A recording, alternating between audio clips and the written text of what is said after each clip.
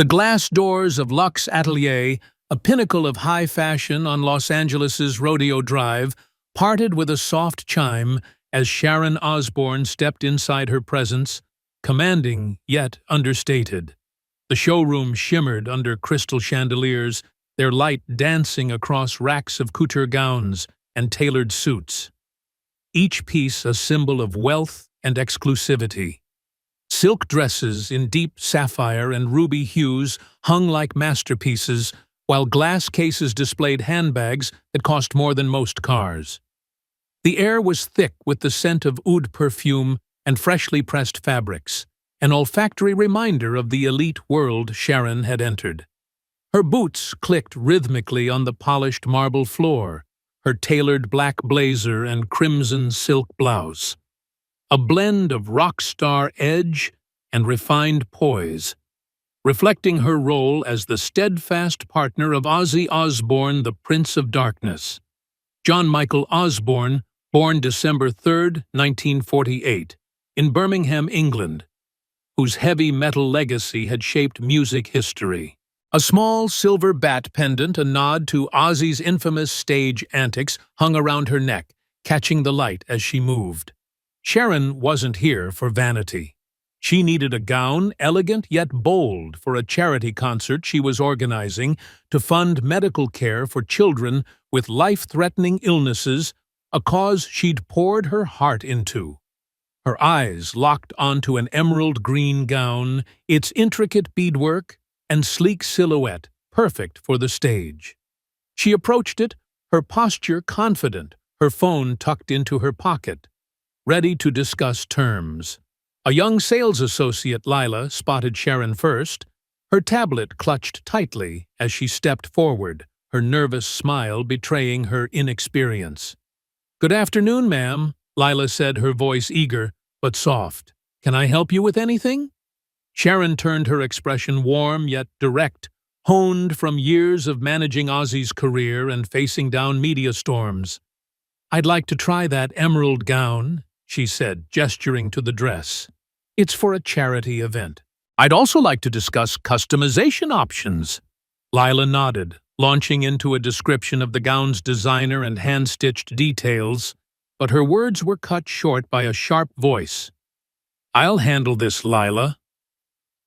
Julian Voss, the sales manager, emerged from behind a display of cashmere scarves, his tailored charcoal suit exuding authority. His eyes swept over Sharon, lingering on her bat pendant with a flicker of disdain. Lila stepped back, her face flushing, clearly intimidated. Julian adjusted his tie, his smile thin and laced with condescension. "The emerald gown," he asked, his tone falsely polite, as if questioning her right to be there. Sharon met his gaze, her calm unshaken by years of navigating the entertainment world's scrutiny. "Yes," she replied, her voice steady. "It's for a charity concert I'm hosting. Can we discuss the gown?" Julian's smile tightened, his eyes narrowing. "Hold on," he said, his voice taking on a mocking edge. "You're Sharon Osbourne, aren't you? Ozzy Osbourne's wife." The way he said Ozzy dripped with contempt, as if the name was a joke. The showroom quieted, the soft classical music amplifying the tension. A couple browsing nearby, clad in designer athleisure, glanced over, their curiosity piqued. Sharon nodded, her composure intact. "That's right," she said. "I'm here to buy a gown for my work. Can we focus on that?" Julian's harsh chuckle echoed off the glass walls, drawing more eyes. "Your work," he said, his voice loud enough to carry. "You mean that rock star chaos you and your husband peddle? I've seen your reality shows, leather, loud music drama. Luxe Atelier is for a refined clientele. You don't quite fit our vibe." The words stung, but Sharon's jaw tightened, her poise unwavering. "I'm a customer," she said, each word deliberate. "I have money to spend, and I want that gown. My husband's career doesn't change that." Julian's smirk grew, and he turned to Lila, who stood frozen, clutching her tablet. "Hear that, Lila? She thinks her rock star cash is good enough for us. Lila's eyes dropped her discomfort clear, while the couple by a rack of blouses whispered, "That's Ozzy's wife." Another salesperson stifled a giggle, fueling Julian's bravado. He leaned closer, his voice patronizing. "Mrs. Osbourne, we don't need your kind tarnishing our brand. This isn't a place for bat pendants and heavy metal antics." He gestured at her necklace, his sneer unmistakable. The showroom became a stage, customers and staff watching like spectators. An older man in a linen suit near a leather jacket display frowned, muttering, "She's just shopping." His companion nodded, but others smirked, enjoying the drama. Sharon stood taller, her eyes flashing with quiet fire, her resilience forged through decades beside Ozzy. "You're refusing me service because of who I am," she asked, her tone sharp but controlled. "That's a mistake." Julian shrugged his arms, crossing. "Mistake? The mistake is you thinking you belong here. This is my showroom, my rules. Leave or I'll call security." The threat hung heavy, the showroom nearly silent. Lila shifted her eyes down, while the couple by the handbags whispered, "He's really doing this." Sharon held Julian's gaze, her defiance tempered by calm. She could escalate, call a lawyer, alert the press, or let Ozzy handle it, but not now. "Fine," she said, her voice ringing clear. "I'll leave, but this isn't over." Her boots clicked as she headed for the doors. Julian laughed, triumphant. "Tell the Prince of Darkness to stick to concert T-shirts," he called.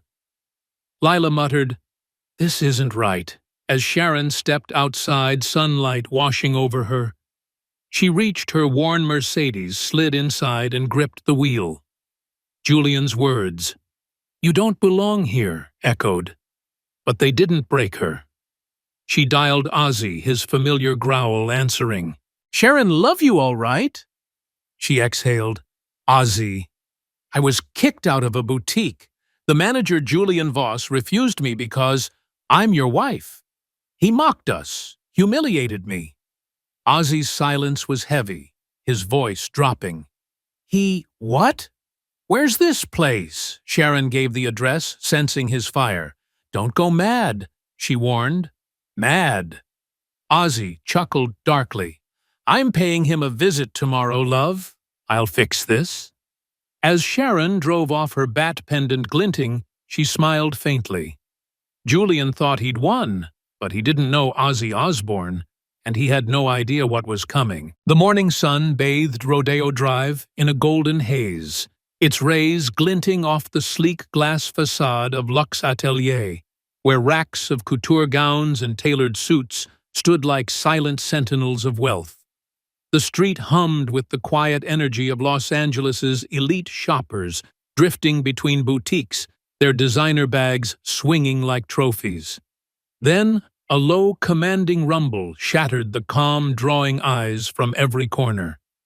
A Rolls-Royce Phantom, its polished black exterior gleaming like obsidian armor, rolled to a stop at the curb outside Luxe Atelier.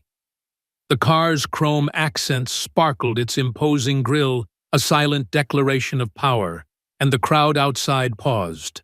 Phones raised, snapping photos, and whispering, "Who's that? That's no ordinary ride." The Rolls-Royce wasn't just a vehicle. It was a statement, a symbol of unyielding resolve, and it belonged to Ozzy Osbourne. The Prince of Darkness, John Michael Osbourne, born December 3, 1948, in Birmingham, England, the heavy metal icon whose music had defined rebellion for decades. The heavy door opened with a soft thud, and Ozzy stepped out, his presence as magnetic as the car behind him. Dressed in a black leather jacket, dark jeans, and his signature round sunglasses, he carried the aura of a rock star who'd faced down arenas and critics alike. His walk was deliberate, his boots clicking on the pavement, and his sharp eyes scanned the boutique with a calm intensity that belied the fire within. Ozzy wasn't here to shop. He was here to right a wrong, to confront the man who'd dared humiliate his wife, Sharon, in this very showroom the day before. Inside Lux Atelier, Julian Voss, the sales manager, stood near a display of silk scarves, his charcoal suit pristine, his cufflinks glinting as he chatted with a wealthy client, a smug grin still lingering from his triumph over Sharon. To Julian, refusing her service had been a victory, a way to assert his boutique's refined image over what he saw as the chaotic leather-clad world of the Osbournes. The glass doors chimed as Ozzy entered, but the sound was drowned out by the sudden hush that fell over the showroom. Customers paused their conversations, trailing off, and salespeople froze their eyes, locking onto the rock legend, whose reputation for defiance preceded him. Julian turned his smile faltering as he caught sight of Ozzy, the Rolls-Royce, looming like a dark specter through the glass behind him. Clearing his throat, Julian stepped forward, forcing a veneer of confidence. "Good morning, sir," he said, his voice smooth, but tinged with unease. "I'm Julian Voss, sales manager. How can I assist you today?" His eyes flicked nervously to the phantom outside its presence, a silent challenge to his authority. Ozzy stopped a few feet from Julian, his sunglasses reflecting the chandelier's light, his Birmingham growl cutting through the silence like a blade. "I'm Ozzy Osbourne," he said, his voice low and deliberate. "And you, mate, insulted my wife Sharon yesterday. Refused to sell her a dress 'cause she's with me. Mocked our life, kicked her out like she was nothing. I'm here to fix that." The words landed like a thunderclap, and the showroom's atmosphere shifted instantly. Whispers rippled through the crowd. A woman in a pearl necklace near a rack of evening gowns gasped, murmuring to her husband, "That's Ozzy Osbourne. This is about his wife." Her husband nodded, his eyes wide. "This is gonna be good." Julian blinked, his mouth twitching as he struggled to maintain his composure, his hands adjusting his tie in a nervous tick. "Mr. Osbourne," he said, his smile strained, "I'm terribly sorry if there was a misunderstanding. We didn't refuse anyone. We just—" Ozzy raised a hand, cutting him off, his voice sharp but controlled. "Don't play games with me, mate. You mocked her bat pendant, called her unfit for your fancy shop, told her she didn't belong 'cause she's my wife. You think you're better than her 'cause you lean a certain way. I'm here to buy the dress she wanted, and we're gonna have a talk about your attitude." Julian swallowed hard, his Adam's apple bobbing as he stepped back slightly. "The emerald gown," he stammered, his voice less steady. "Of course, sir. We can arrange that. Are you serious about purchasing today?" Ozzy stepped closer, his presence towering despite his unassuming frame, his eyes hidden behind sunglasses but piercing nonetheless. Serious as a bloody heart attack, he growled, "My wife needs that dress for her charity concert, raising money for kids who are fighting to live. You refused her 'cause you don't like our world, our music, our life. That's not just wrong, it's bloody stupid." The showroom was now a theater, every ear tuned to the exchange. Lila, the young sales associate, stood near the reception desk, whispering to a colleague, "He's not messing around." Julian's in trouble. A couple near a display of handbags exchanged glances, one muttering, "He shouldn't have messed with Sharon Osbourne." The tension was thick, the air charged with anticipation. Cassandra, the boutique's owner, emerged from her office at the back, drawn by the growing commotion. Her navy dress spoke of understated wealth, but her expression was one of worry as she approached. "Mr. Osbourne," she said, her voice measured but anxious. "I'm Cassandra, the owner. Is there a problem?" Ozzy turned to her, his gaze steady. "The problem, love, is your manager here humiliated my wife Sharon Osbourne for being with me. Mocked her, refused to sell her the emerald gown, kicked her out like trash in front of your customers." I'm here to buy that dress, and I want him to learn something from this." Cassandra's eyes widened, and she glanced at Julian, who was now visibly pale. His hands clenched at his sides. "Mr. Osborne, I'm deeply sorry," she said, her tone earnest. "This is unacceptable. We'll handle this immediately." Julian tried to interject, his voice shaky. "Sir, I didn't mean to offend. We prioritize clients who align with our image," who Ozzy spun back to him, his voice rising like a riff from one of his songs. "Your image. You think kicking out a woman who spends her days helping sick kids is classy. Sharon's been by my side through every storm, lawsuits, scandals, you name it. And you, a bloody shop clerk, think you can judge her worth 'cause she wears a bat pendant." The crowd was silent save for the faint hum of the air conditioning.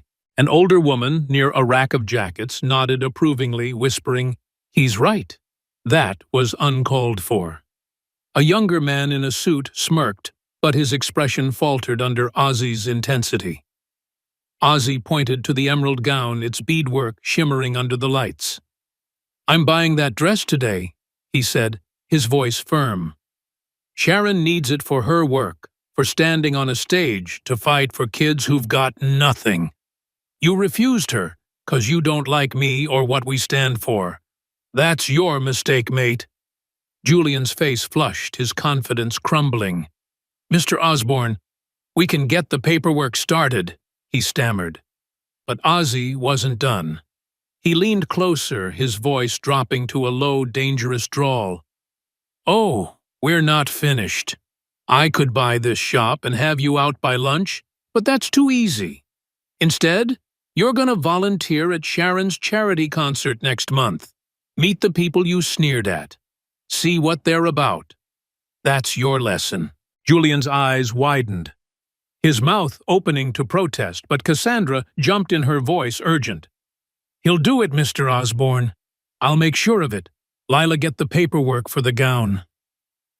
Lila scurried off, clutching her tablet, while Julian stood frozen, his hands trembling. The crowd murmured, some nodding in approval, others exchanging uneasy glances. Ozzy reviewed the paperwork. Lila brought his signature bold across the pages. He handed them back, then fixed Julian with one last look. "You thought you won by kicking her out, mate. You thought you put us in our place. You were wrong. Your fancy ideas don't make you better than anyone, and you're about to learn that the hard way." He turned, striding toward the glass doors, his boots clicking steadily. The chime rang as he exited the Rolls-Royce, waiting like a dark sentinel. The showroom erupted in whispers as Ozzy climbed into the Phantom, its engine purring to life before gliding away. Julian stood rooted, his face ashen, his smug pride shattered. Customers commented. "He took him apart," one said. "Shouldn't have messed with Ozzy." Another added. Lila, clutching the paperwork, whispered, "That was intense." Outside, the crowd dispersed, but the image of the Rolls-Royce lingered, a symbol of a reckoning that had only just begun. The Los Angeles skyline shimmered in the late afternoon heat, its glass towers reflecting the sun's relentless glare, as Julian Voss navigated the bustling streets toward a community center in a quieter part of the city. The tailored charcoal suit and smug confidence that had defined him at Luxe Atelier were gone, replaced by a simple black polo and a volunteer badge pinned awkwardly to his chest. His polished loafers felt out of place on the cracked sidewalk, and his posture, usually rigid with self-assured authority, slumped slightly under the weight of an unfamiliar role. Julian had been strong-armed by Cassandra, the owner of Luxe Atelier, into volunteering for Sharon Osbourne's charity concert, a commitment born from the humiliating confrontation with Ozzy Osbourne. The Prince of Darkness, John Michael Osborne, born December 3, 1948, in Birmingham, England, whose commanding presence in the showroom had left Julian's pride in tatters. The memory of Ozzy's piercing words, "You're gonna volunteer at Sharon's concert. Meet the people you sneered at," still burned, and Julian's initial resentment simmered as he stepped into the community center where the air smelled of coffee and cleaning supplies, a far cry from the oud-scented elegance of his boutique. The center buzzed with activity. Volunteers sorted donation boxes. Children laughed in a playroom, and posters for the upcoming concert featuring Ozzy's iconic bat logo adorned the walls. Julian's task was to assist families supported by Sharon's charity, which funded medical care for children with life-threatening illnesses. He approached the assignment with skepticism, convinced it would be a parade of posturing and self-righteous charity clichés, but the reality was already challenging his assumptions. A volunteer coordinator, Derek, greeted Julian with a firm handshake and a knowing grin. Derek, a burly man in a faded Black Sabbath t-shirt, was a lifelong fan of Ozzy's music and carried the easy confidence of someone who'd lived through his own share of struggles. "You're the guy from the boutique, huh?" Derek said, his tone half teasing, half challenging. "Heard you ticked off Sharon. Bold move, man." Julian's face flushed, but he nodded stiffly, unwilling to engage. Derek handed him a clipboard with tasks sorting medical supply donations, setting up chairs for a family support meeting, and assisting a young girl named Mia, a cancer patient who was a key beneficiary of the charity. Julian's first instinct was to balk Mia. He assumed would be a prop for the Osbournes' publicity, a tear-jerking figurehead for their concert. But when he met her, his cynicism faltered. Mia, small and frail, but with a spark in her eyes, sat in a wheelchair, her lap covered with a blanket embroidered with music notes. "You're new," she said, her voice bright but direct. "You know Ozzy's gonna rock that concert, right? His music got me through chemo." Julian blinked, caught off guard by her enthusiasm, and muttered a vague agreement as he pushed her wheelchair toward a table piled with donation boxes. Mia chatted animatedly about Crazy Train and how Sharon had visited her hospital room, promising her a front-row seat at the concert. Her stories were raw, unfiltered, and devoid of the self-aggrandizement Julian had expected, and they stirred an unfamiliar discomfort in him. As the hours passed, Julian worked alongside Derek, who shared his own story between tasks, a former roadie who'd hit rock bottom before finding purpose in charity work, inspired by Ozzy's music and Sharon's resilience. "The Osbournes ain't perfect," Derek said, hefting a box of medical supplies, "but they show up for people like Mia. That's more than most do." Julian nodded, his hands busy sorting bandages, but his mind wrestled with Derek's words. The community center was a world apart from Luxe Atelier's polished exclusivity, yet it pulsed with a sincerity that made his boutique's curated elegance feel hollow. Mia, meanwhile, became his shadow, directing him with playful authority to organize supplies or fetch her a soda. "You're not bad at this," she teased, her smile disarming. "But you gotta loosen up. You're all stiff like you're selling suits." Julian forced a smile, her words cutting deeper than she knew. He'd spent years cultivating an image of refinement, dismissing people like the Osbournes as chaotic relics of a bygone era. Yet here was Mia, a child facing death with more courage than he'd ever mustered, finding joy in the music and kindness of the very people he'd scorned. The turning point came during a family support meeting where Julian was tasked with setting up chairs and serving coffee. Parents, weary but hopeful, shared stories of their children's battles with illness, their voices cracking with gratitude for the charity's support. Sharon arrived unexpectedly, her presence commanding, yet warm, her bat pendant glinting as she spoke to the families with a sincerity that pierced Julian's defenses. She didn't notice him at first, too focused on a mother who clutched her hand. tears streaming as she thanked Sharon for funding her son's treatment. Julian stood in the corner unnoticed, listening as Sharon recounted the Osbournes' own struggles, lawsuits, public scandals, Ozzy's battles with addiction, and how those hardships had fueled her commitment to this cause. "We've been knocked down plenty," she said, her voice steady. "But you keep fighting for what matters. These kids, that's what matters." The room erupted in applause, and Julian felt a pang of shame, his mockery of Sharon's pendant and life now seeming petty and cruel. He'd judged her without knowing her, reduced her to a caricature to protect his boutique's image. As the day ended, Julian wheeled Mia to a playroom where children painted posters for the concert. Mia handed him a brush, insisting he add a bat to her poster. "It's for Ozzy," she said, grinning. "He'll love it." Julian hesitated, then painted a clumsy bat, his hands unsteady. Mia laughed, her joy infectious, and for the first time Julian felt a flicker of connection to something beyond himself. Derek clapped him on the shoulder, his grin wide. "Not bad for a fancy shop guy. Keep showing up and you might get it." Julian nodded, his throat tight. The community center's warmth, Mia's resilience, and Sharon's quiet strength had cracked the armor of his preconceptions. He wasn't transformed, not yet, but the seeds of doubt had taken root. As he left, the posters on the walls adorned with bats and music notes seemed less like tacky fan art and more like symbols of hope. Julian glanced back at the center, the weight of Ozzy's ultimatum settling in.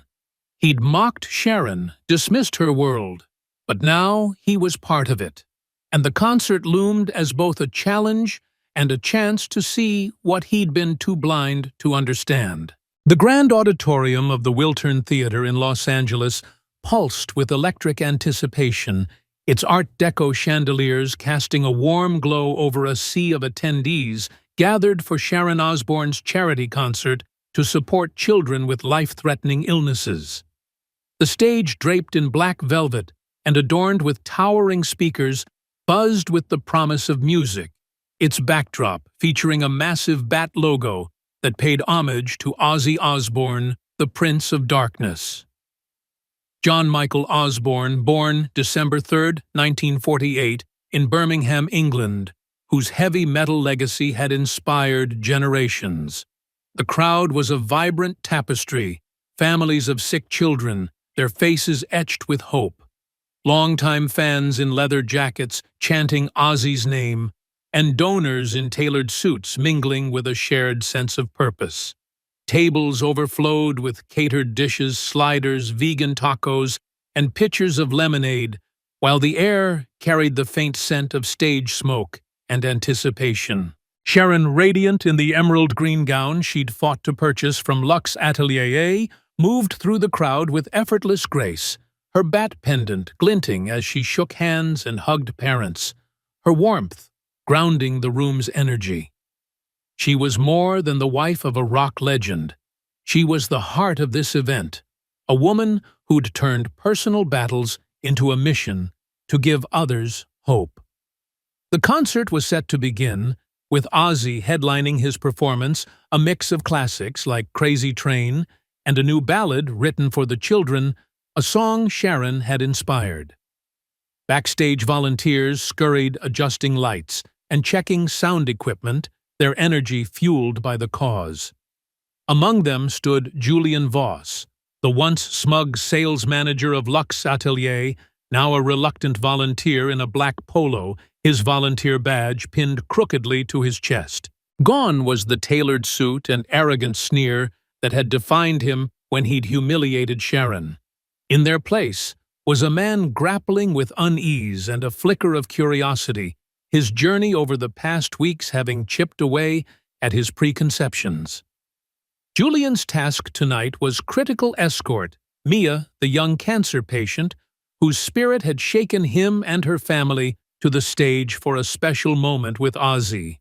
His hands trembled as he pushed Mia's wheelchair through the bustling backstage area, her blanket embroidered with music notes fluttering as she chatted excitedly. Ozzy's gonna love my poster, she said, clutching the bat-adorned artwork she and Julian had painted at the community center. You think he'll sign it? Julian forced a smile, his voice softer than it had ever been in the showroom. Bet he will, Mia. You're the star tonight. Her grin was infectious, but Julian's stomach churned at the thought of facing Sharon and Ozzy after his actions at Luxe Atelier. Mia, sensing his tension, nudged him with her elbow.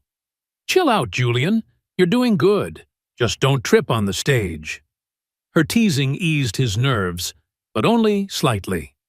Derek, the volunteer coordinator and lifelong Ozzy fan, clapped Julian on the shoulder as he passed his Black Sabbath t-shirt, faded but proud. You're almost there, man, Derek said, his tone encouraging, but pointed. Don't mess this up. These kids deserve it. Julian nodded, his throat tight as he glanced at the stage where roadies tested microphones, the crowd's cheers growing louder. The weight of his past mistake, mocking Sharon's bat pendant, dismissing her as unfit for his boutique, pressed heavily on him, but Mia's courage and Derek's guidance had begun to shift his perspective, forcing him to confront the shallowness of his judgments. As the concert began, the lights dimmed, and Ozzy took the stage, his presence electrifying. The crowd roared as he launched into Bark at the Moon. His voice raw and powerful, the years melting away as he commanded the audience with the same intensity that had made him a legend. Sharon stood off stage, her eyes shining with pride, her gown shimmering under the spotlights. Julian watched from the wings, Mia's wheelchair beside him, her hands clapping to the beat. The energy was palpable, a celebration of music and resilience, a stark contrast to the sterile elitism of Luxe Atelier. During a break between songs, Sharon stepped onto the stage, her voice warm yet commanding as she addressed the crowd. This night is for the kids, she said, her bat pendant catching the light. For their families, their strength, and the fight they face every day. We're here because love and music can change lives. The audience erupted in applause, and Julian felt a pang of shame, remembering how he'd reduced her to a caricature blinded by his boutique's refined image. Mia tugged at his sleeve, her eyes wide. That's Sharon. She's awesome, right? Julian nodded, his voice barely a whisper. Yeah, she is. The moment arrived for Mia and her family to join Ozzy on stage, and Julian's heart raced as he wheeled her forward, the crowd's cheers washing over them. Ozzy knelt beside Mia, signing her poster with a flourish, his sunglasses glinting as he ruffled her hair. You're a rock star, kid, he said, his Birmingham growl warm. Mia beamed, her family tearing up beside her, and Julian stood frozen, overwhelmed by the raw connection before him. Backstage after Mia's moment, Julian found himself face to face with Sharon. He swallowed hard, his hands clenching as he met her gaze. Mrs. Osbourne, he said, his voice low and raw, I owe you an apology. I was wrong to judge you, to mock you, to kick you out of my store. I thought I was protecting some image, but I was blind. Working with Mia, seeing what you do, it's real. I'm sorry. The words spilled out unguarded, a far cry from the smug defiance he'd shown at Luxe Atelier. Sharon crossed her arms, her expression steady, but not unkind. You judged me by my pendant, by Ozzy's music, she said, her voice firm. You thought we didn't belong because we don't fit your idea of class. But this, helping kids like Mia, building something real, that's what matters, not your showroom's rules. Julian nodded, his shoulders slumping. I get it now, he said. Mia, Derek. This whole thing, it's more than I thought. I was wrong about you, about a lot. Sharon's lips curved into a faint smile. Takes guts to admit that. Keep showing up, Julian. That's how you change. Ozzy, joining them backstage, placed a hand on Sharon's shoulder, his presence grounding. "You showed up, mate," he said to Julian, his drawl warm but firm. "That's a start. What do you make of this crowd?" Julian glanced at Mia, now laughing with her family, then at the audience, a mix of fans, families, and volunteers, united by the night. "I thought it'd be all flash," he admitted. "But it's real. Mia, her family, it's not about politics or image. It's people." Cassandra, the boutique owner, approached her navy dress impeccable, but her expression one of relief. "Mr. Osbourne, Sharon, I'm ensuring this won't happen again at Luxe Atelier," she said. "Julian's learned something tonight, and so have I." Ozzy smirked, a glint of mischief in his eyes. "Good. My crew needs some gear for the next tour. Keep learning, mate, and maybe you'll handle that deal." Mia, overhearing, laughed and nudged Julian. "Don't mess it up, man. I'll be watching." The concert continued Ozzy's new ballad, filling the auditorium with raw emotion, its lyrics a tribute to the children's resilience. Julian returned to his tasks, helping clear tables and guide families, his demeanor lighter, even chuckling at Mia's teasing. Sharon leaned into Ozzy, her voice low. "Think he's really changing?" Ozzy's arm tightened around her, his drawl soft. "Maybe, love. But if he doesn't, I'll remind him who he's dealing with. You're my world, and nobody disrespects you." The night closed with a powerful truth: respect and action could bridge divides, no matter how deep. Julian, once blinded by prejudice, had begun to see beyond labels, learning that worth lies not in appearances or reputations, but in the choices we make to uplift others. The lesson was clear: judging others without understanding their story is a fool's game, and true change begins with opening one's heart and acting with kindness.